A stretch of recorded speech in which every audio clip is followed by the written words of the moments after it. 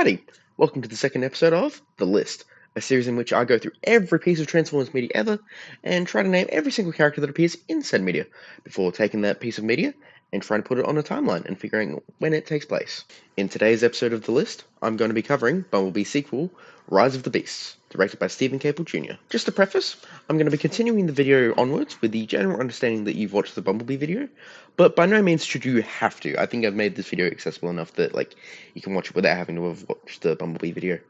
I would still recommend watching it first though, just in case. Plus, I'd say it's a moderately entertaining video.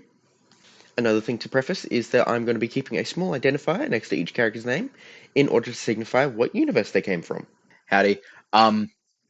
Apparently the audio stuffed up with the previous recording, so for like half of it, I'm just gonna re-record it. So if you're wondering why I'm in a different shirt, that's why.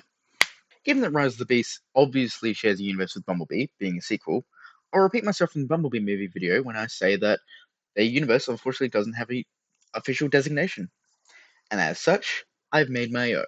I call this universe UED-15, aka Tyron 1218 Mark 21 Delta. UED is an acronym that I've created that stands for Unidentified Earth Designation, and the 15 denotes that using the system, it's the 15th that I've noted so far.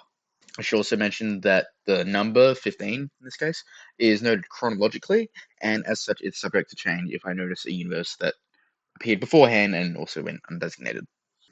Like, for example, people who watched the Bumblebee video would remember that I had this universe marked down as UED 13, being upgraded to UED 14 in post, and now it's UED 15. The Tyrant 1218 Mark 21 Delta part of the designation is taking the official system that Transformers uses to classify universes and apply that to this unknown universe, which has Bumblebee and Rise of the Beast. To break that down, Tyrant denotes the continuity family that this universe takes place in, being adjacent to the Michael Bay movies, not officially the same universe, but adjacent to. 1218 Mark 21 is the in real life date that the universe was created, and as such, it's the date that the Bumblebee movie came out in cinemas, being the 21st of December 2018. And finally, Delta denotes that the form of media that it takes place in, with Bumblebee being a live action movie.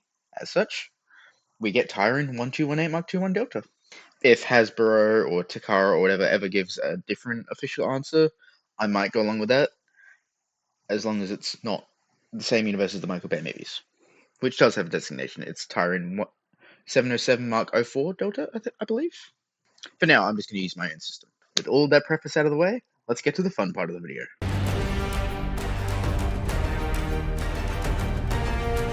At 0 minutes 57 seconds, we get an opening narration from Optimus Primal, voiced by Ron Perlman.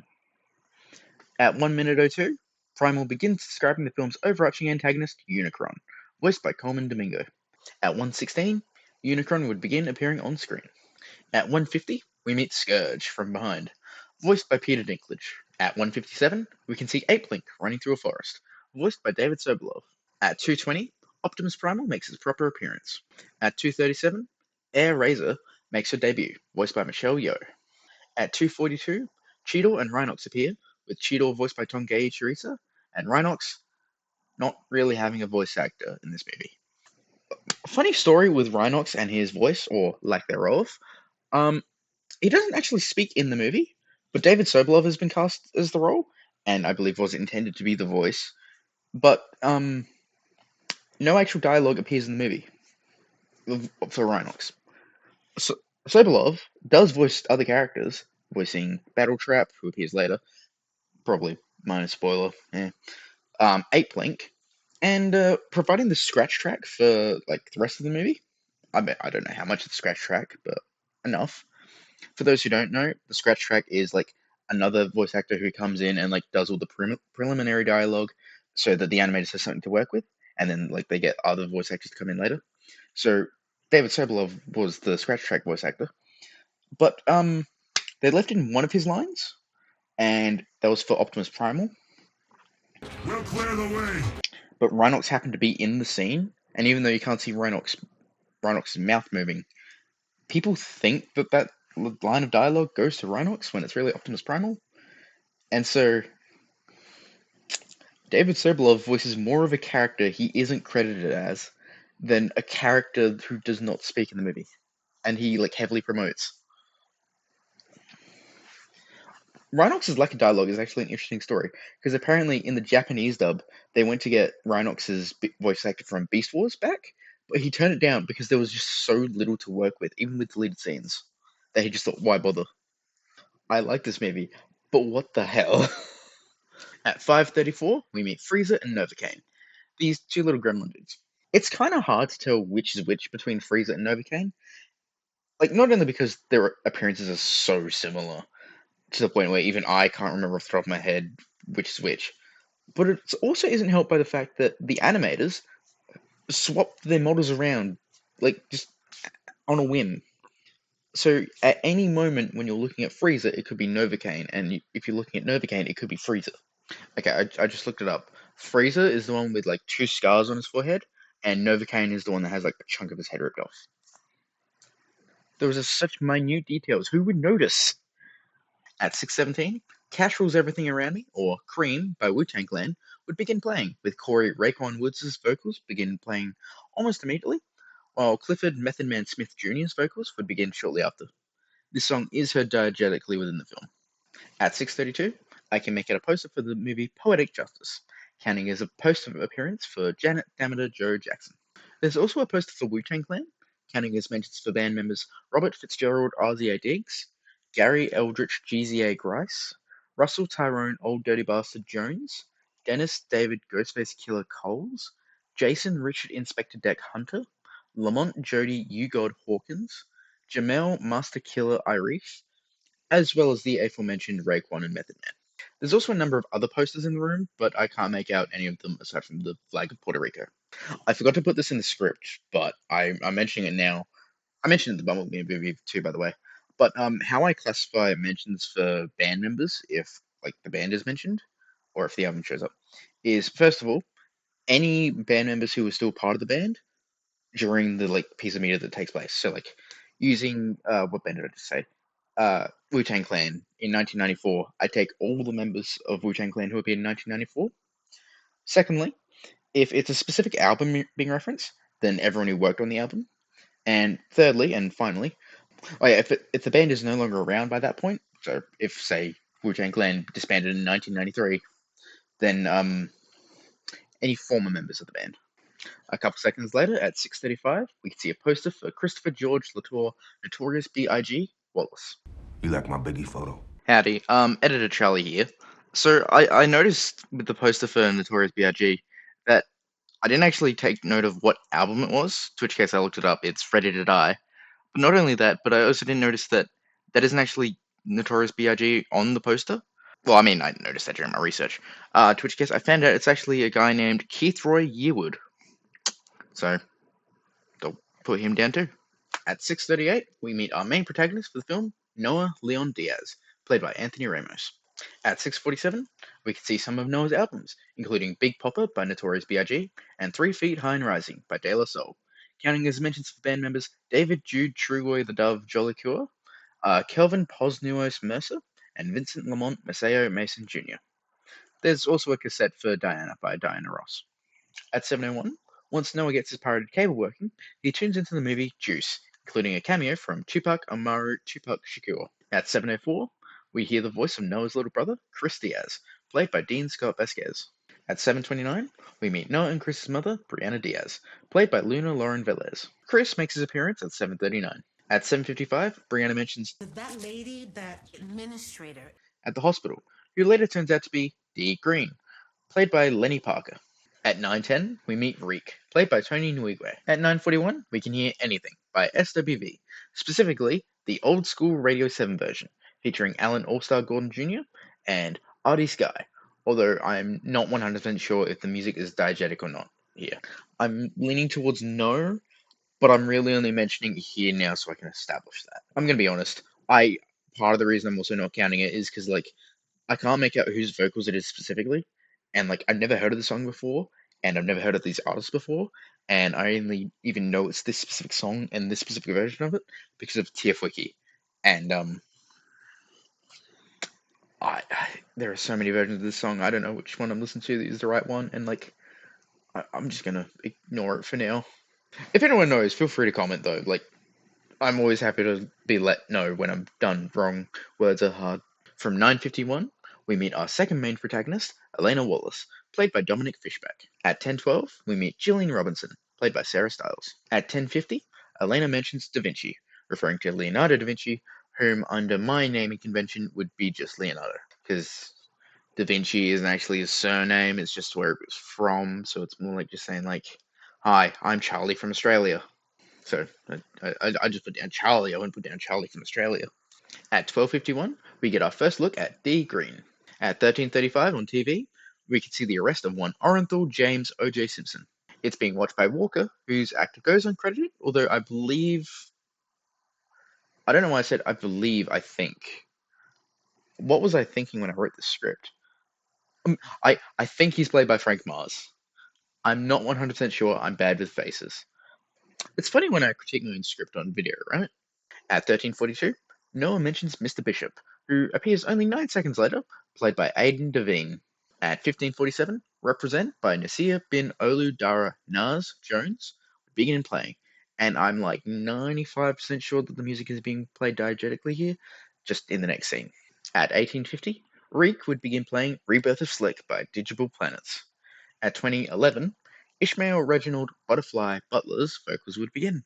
At 20:31, we get the debut of Mirage, voiced by Pete Davidson. At 21:05, we get to the part of Rebirth of Slick where Craig Doodlebug Irving's vocals start. At 22:39, we first see Optimus Prime, voiced by who else but Peter Cullen. At 23:06, we see Bumblebee. Only a second later, Bumblebee would play a clip from Die Hard of Walter Bruce Wallace saying Yippee-ki-yay.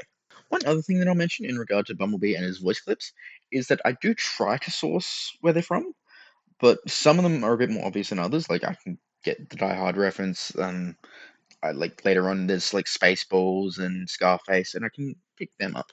But like some are a bit harder to get, and like if I can't find them, I'm not going to include them. But like if you do notice them, feel free to let me know. Like if you like watch this and go, oh, this is from such and such movie, feel free to let me know in the comments. I'll be happy to like maybe make an update video at some point and put that in. Maybe. At 23:11, RC appears, voiced by Liza Koshy. At 25:55, The Choice Is Yours by Black Sheep would begin playing, although I don't think it's diegetic. Howdy, Editor Charlie here again. Okay, first point. That being said, I will still note Andre Dre, Vargas Titus as being potentially having a voice appearance here, just in case, at 26:04. At 31:21, Bumblebee would quote Spaceballs, taking a line from Dark Helmet, played by Rick Allen Moranis. At 33:37, while researching the Air Razor statue, Elena finds a paper written by Asahi Takara and Daniel H. Tomey, both named after Takara Tomy, one of the two companies responsible for Transformers as we know it today. At 34:12, Mirage would mention Transformers alumni Mark Robert Michael Wahlberg and how he's recently left his band, The Funky Bunch, counting his mentions for other band members Terry DJT Yancey, Anthony Ashy Ace Thomas, Hector Barros, and Scott Scotty G. Ross. At 35:26, Optimus indirectly mentions Charlie Watson, Haley Steinfeld's character in the previous film.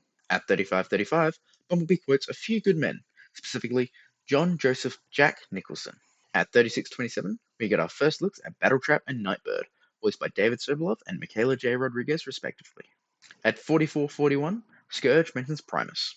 Now, in the movie itself, we never get any elaboration on whether, in this universe, Primus exists as an actual entity or whether he remains a theological figure. That being said, not only is that left up for interpretation for the audience, and most of the audience probably doesn't care, but also Primus's arch nemesis and brother, Unicron, is the main antagonist. So, make of that what you will. Make of that what you will. At 54:31, Hypnotized by the Notorious B.I.G. begins playing, but I don't think it's diegetic because Mirage calls it Wu-Tang Clan. Then again, he is also an alien. Then again, he's also a massive nerd when it comes to Earth culture. At 55 minutes exactly, RC mentions Stratosphere, who would appear seconds later, played by John DiMaggio. At 59:01, we get Wheeljack, played by Cristo Fernandez. So officially, as far as Hasbro's concerned, this Wheeljack here, that appears in Rise of the Beast, is officially considered a different character to this Wheeljack here, who appears in the Bumblebee movie. And as such, in order to differentiate the two, I'm going to keep a little too simple next to this Wheeljack. Meanwhile, this Wheeljack, if I ever refer to him again, we get a little 1 symbol next to him. I don't know why Hasbro didn't just make them the same character, but here we are. I think I had it noted down like that in the Bumblebee movie video, but back then I didn't have this Wheeljack here, so I couldn't make that fun comparison with them as toys. So here we are now.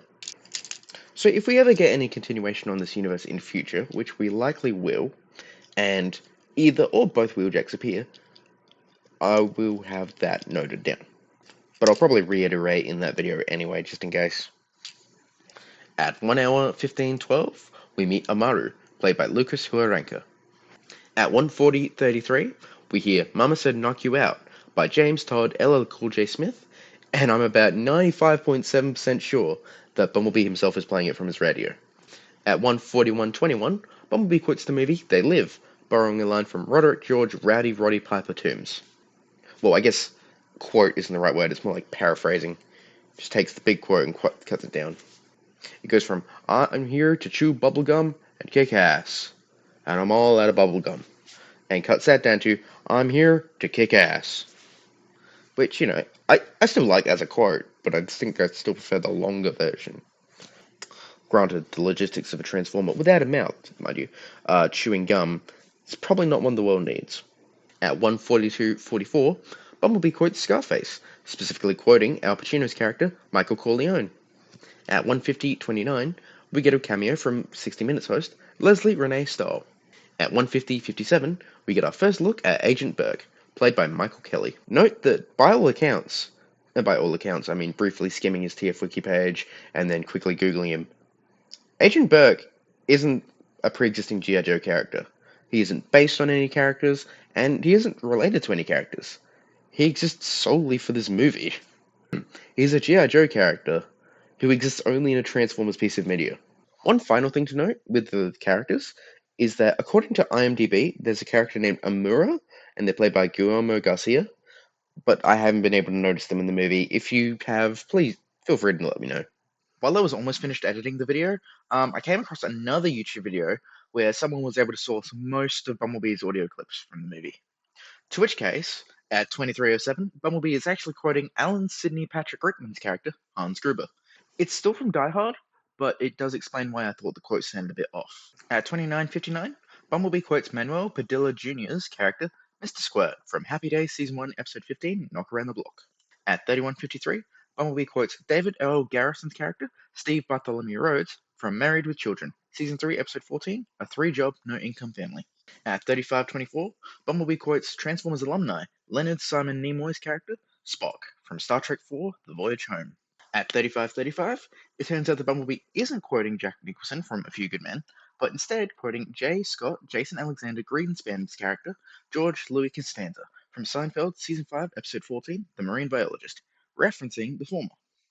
So now I have to replace Jack Nicholson in all of my notes with Jason Alexander. At 40 minutes, 8 seconds, Bumblebee quotes Francis Philip Frank Morgan Wopperman's character, the Wizard of Oz, from the 1939 movie of the same name. At 45 minutes and 4 seconds, Bumblebee quotes Josh Aaron Charles' character, Knox Overstreet, from Dead Poet Society.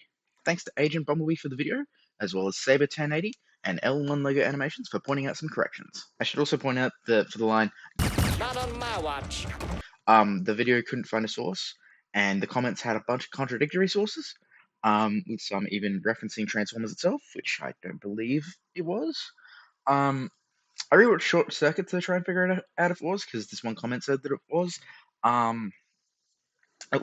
It wasn't Short Circuit. I might have missed it. Might be Short Circuit too, but I don't have the energy to watch more things for this video, especially things that aren't Transformers related. I'm almost done. Just let me finish. On my soul, everybody in the click strap, and they all on gold, keep a stick.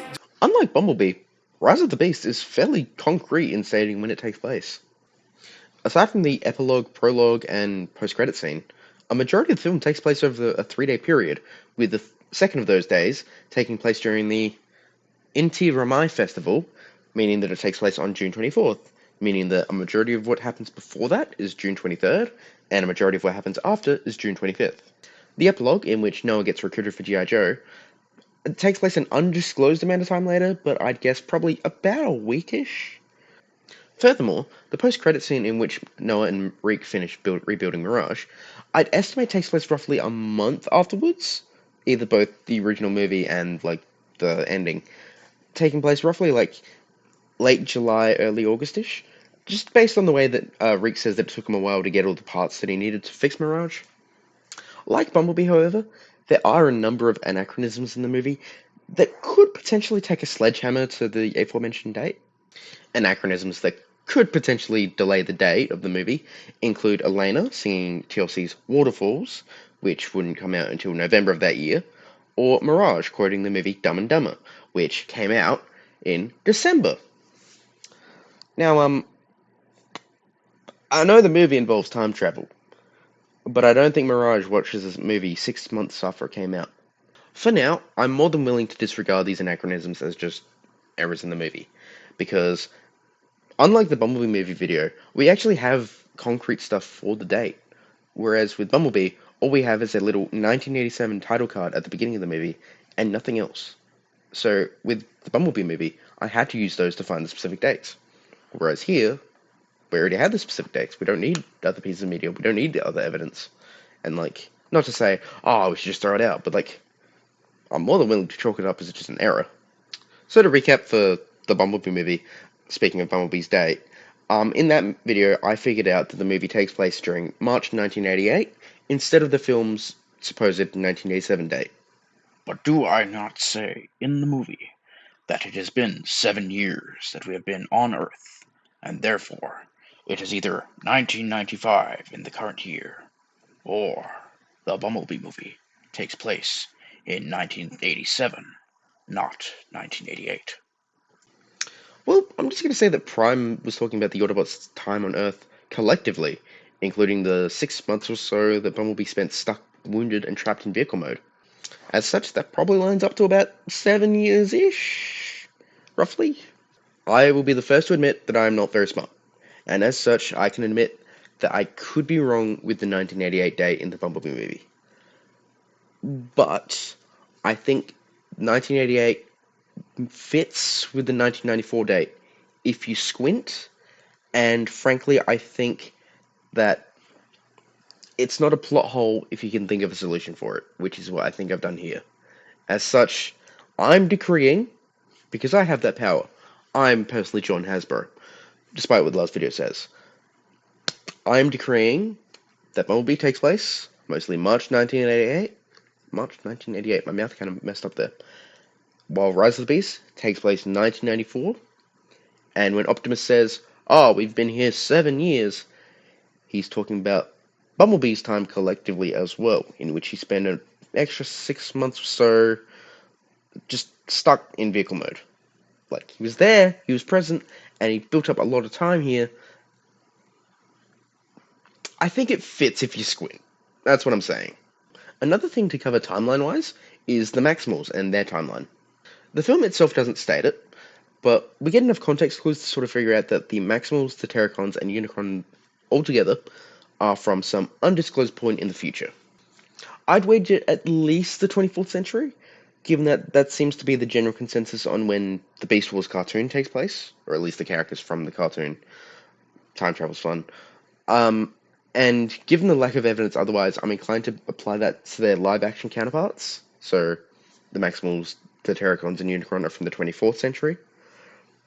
But I will happily change that if we get evidence saying otherwise. On the flip side, I can't really figure out in the movie itself when the Maximals arrive on Earth, but I think they say like at the latest about 5000 BC, so they've been on Earth about 7,000 years, which, you know, I think works. You know, I'm a Transformers nerd. I'm not an archaeologist. I should become an archaeologist just so I can figure that out for the video. As such, given the movie's time travel, I'm inclined to give the movie timeline from 3 different perspectives. The Maximals, the Terracons, and then the people from the present day. I like how it's only the second video in the series, and I'm already muddling things up with time travel.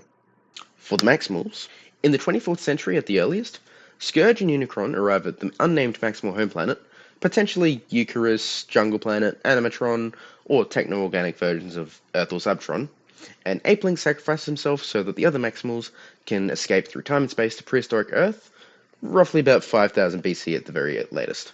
June 23rd, 1994, Airazor would assist the Autobots in their battle against the Terracons. June 24th, 1994, Airazor would join the Autobots as they battled the Terracons again, with Scourge corrupting Airazor, shortly before meeting the other Maximals. June 25th, 1994, the final battle, in which Scourge tries and fails to summon Unicron, only for the surviving Maximals to help turn the tide against him. For the Terracons. In the 24th century at the earliest, Scourge and Unicron arrive at the unnamed Maximal home planet, and Apelink sacrifices himself so the other Maximals can escape. Shortly after, Unicron would eat their world. Through unknown circumstances, the Terracons would travel back in time to June 23rd, 1994, where, after a brief scuffle with the Autobots, they would take one half of the Transwarp Key. June 24th, 1994, the Terracons would once more battle the Autobots in Peru, and Scourge would successfully corrupt Airazor. June 25th, 1994, with Airazor corrupted, she would give Scourge the other half of the Transwarp Key, and Scourge would try to use it to summon Unicron, but with the Autobots and Maximals united, Scourge is killed, and Unicron is trapped in the future. For the characters from the present day, June 23rd, 1994, Noah would fail a job interview and would accidentally steal a car that turns out to be the Autobot Mirage. Elena accidentally activates one half of the Transwarp Key, alerting the Autobots, Terracons, and Airazor to its location. In an ensuing scuffle, the Terracons would steal it. June 24th, 1994, the Autobots and Airazor would travel to Peru and battle the Terracons once more before meeting the rest of the Maximals. June 25th, 1994, after losing the second half of the Transwarp Key, the Autobots and Maximals would take the battle to Scourge, successfully killing him. Roughly a week afterwards, Noah would get recruited by G.I. Joe. Roughly a month afterwards, Noah would finish rebuilding Mirage. Another thing to mention in regards to the timeline of the movie is that, given the element of time travel, we aren't 100% sure if the time travel timeline is a closed loop or not. For now, I'm going to treat it as a closed loop, but if any evidence comes out saying otherwise, I can't really change the video after I've uploaded it, but I'll change in my notes that the Maximals, Terracons, and Unicron are from an alternate timeline. Or would the Autobots and Decepticons be from the alternate timeline? Because that's the altered timeline that they're in at the moment, with the Terracons having traveled back in time. Time travel is confusing. Should be fine though, it would be better if the movie was a bit more clear on that, but, that's what happens when you take two scripts and jury-rig them together, even though they are kind of inherently contradictory movies. Wouldn't it be cool if I got my own spin-off movie? And would it not also be cool if I could get a Beast Wars movie? Boys. You'll both get your own spin-off movie. Separate movies, right? Right?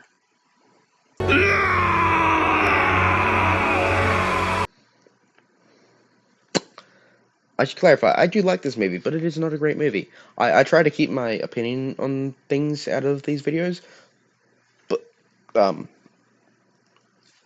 opinion in regards to quality, if I think a character is such and such, I'm going to say it, but, this is not a good movie. I like it, but it's not a good movie. Once more, I had a look at the deleted scenes for the film to see if there's anything that can be added either to the character section or to the timeline section. Of the scenes that could be canon, none of them add anything. At all. Just at all. However, of the scenes that aren't canon, there's one character that appears in them that unfortunately just doesn't make the cut for the movie. Transit, my beloved, unfortunately does not fit within the film's final canon, as the establishing shot of the scene in which he's from, where Optimus transforms and drives up, is reused for the final film when Optimus sees the light from the Transwarp beacon. As such, Transit is not canon, and as such, I cannot put him down on the list. Words cannot express how hurt I am from this. However, give me Studio Series Lady Class Concept Transit, and my life is yours. Furthermore, on the side of Transit's bus mode is a poster for Eddie Regan Murphy, or rather a movie that he's in. I can't remember off the top of my head. Wait, no, I literally can. That's the whole point of what I was about to say. I don't have it written down, but I'm like 95% sure that the movie that it's for is Lethal Weapon 3. I mean, Beverly Hills Cop 3. Beverly Hills Cop 3. Beverly Hills Cop 3, 1994, Eddie Murphy, yeah. Howdy. Another cameo here from Editor Charlie. I noticed that on this other bus in the deleted scene, there's also a poster for Forrest Gump, which, if the scene was canon, would count as a poster appearance for Tom Jeffrey Hanks. Also note that Optimus mentions that he and the Autobots left Cybertron 7 years ago, which, if we're going along with my proposal that Bumblebee starts in 1987 and ends in 1988, would still line up with Rise of the Beast's 1994 date, like I assumed. Howdy. Final cameo here from Editor Charlie. One last part before I wrap up the video is that at the final stages of editing, I thought of two different things I should probably mention before the video goes live. First of all is the timeline regarding the Transwarp key. It was originally an ancient Cybertronian artifact that was lost thousands of years prior to the events of the movie in the present day, only for it to end up on the Maximal Homeworld by the events of the future. That's probably because the Maximal Home Planet is probably a Cybertronian colony, but the movie doesn't really go into detail on that, because why would it?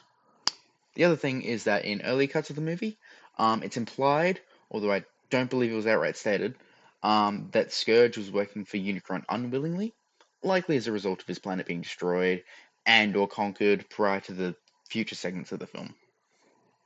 This is also why his face under his mask is really messed up, and why it's meant to be a big reveal when his mask comes off. With that said, I believe it's likely that Scourge's home planet is future Cybertron, given his stolen badges as well as his knowledge of Primus and the Primes. I should have also clarified at the beginning of this that these two notes were like in regards to the timeline for the movie. I don't think they're significant enough to like put on my timeline for now, but like I just thought I'd mention them. The next video is going to be on the motion comic Battle at Half Dome, which was released with the DVD release of the Bumblebee movie. As such, I'm going to figure out if it's canon or not.